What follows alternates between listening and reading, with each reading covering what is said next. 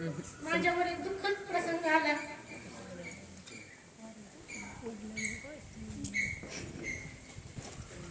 ते जरा उपस्थित असते तर नक्कीच त्यांना मला बोलताना पाहून अभिमान वाटत असता.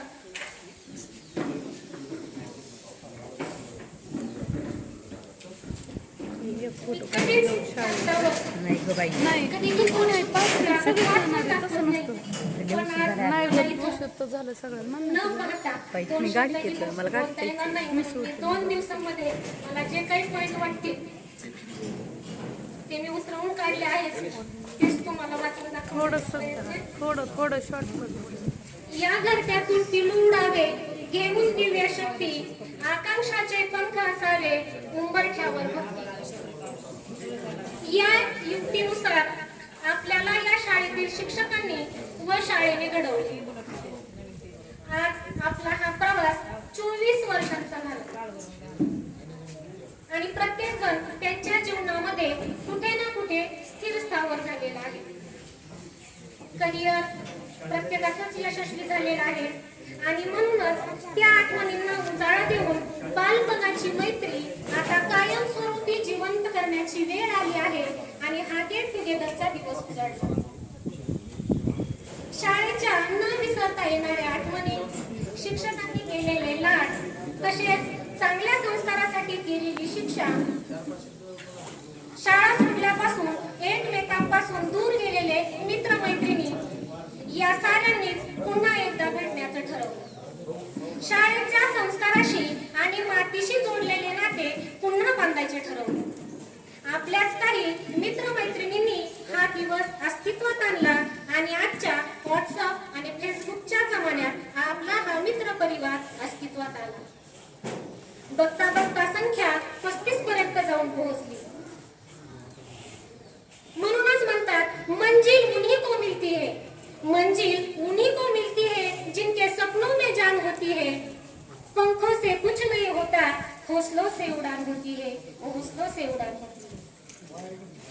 आजचा दिवस प्रत्यक्षात उतरवण्यासाठी मुला मुलींनी केलेली धडपड, त्यात आलेल्या अडचणी, त्यावर केलेली मात, तसेच त्यांच्या विनंतीस मान देऊन आपण उपस्थित राहिल्याने हा कार्यक्रम खऱ्या अर्थाने आनंदी व यशस्वी झाला आहे. या धडपडणाऱ्या माझ्या मित्रमैत्रिणींसाठी मी 2 ओळी म्हणे. जीवन का घरोंदा सजता है सपनों से, जीवन का घरोंदा सजता है सपनों से, दिल भर उठता है यादों की दस्तक से. हर लम्हा खुश हो उठता है, हर लम्हा खुश हो उठता है, जब सा इन यारों का होता है, इन यारों का होता है.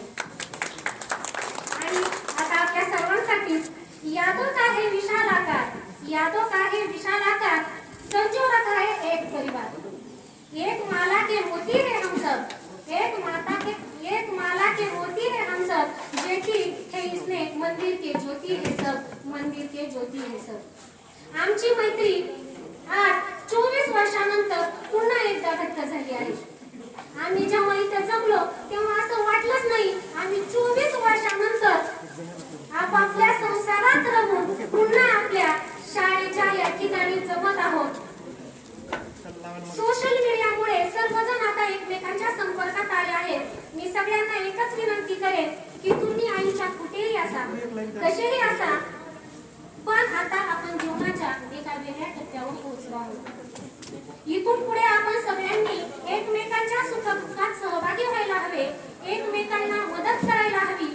कारण या जगात एकच नाते निस्वार्थी आहे आणि ते फक्त मैत्री. आणि या पवित्र मैत्री या नात्याला साक्षी ठेवून आपण एकमेकांसाठी सदैव तयार असूया, म्हणजेच आपल्या सगळ्यांना त्याचा पुढील जीवनात नक्कीच उपयोग होईल.